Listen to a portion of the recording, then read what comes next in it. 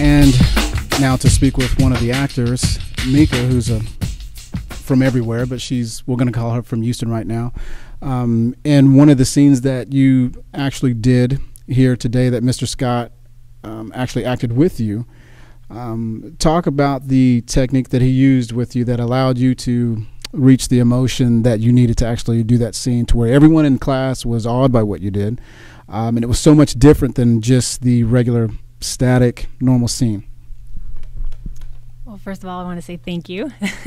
And I think that what really worked well is the fact that when I was doing a scene with him, he really let it become natural before we started the scene. And so we would do the scene one time, just regular, and then we'd go back and then do it over, but with improv scenario situation right before the scene.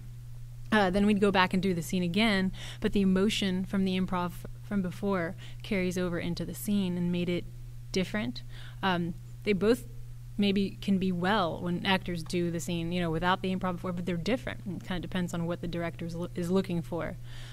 In this particular situation, he was just trying to get very strong emotion out of me, and so we worked on that improv, and it just led into that scene and made it look very natural. And it was really, really fun working with him because he was great. He had all these ideas that I never would have thought of, and a lot of detail on teaching the directors how to deal with their actors, which is so important, and you have to put emphasis on that because the way you treat them really reflects on what kind of performance you can get out of them. And you can get such a huge range out of the same person just based on how they relate to you and the techniques they use to trigger or bring up and encourage these emotions and encourage the actor to open up, which is something that he was talking about as well today. And I really enjoyed it. I feel like I learned so much, and it was a great experience. It was really fun doing the scene with him. I bet it was when he called you bitch and then wanted to slap you, I almost fell out of my seat, and you just kind of rolled with it.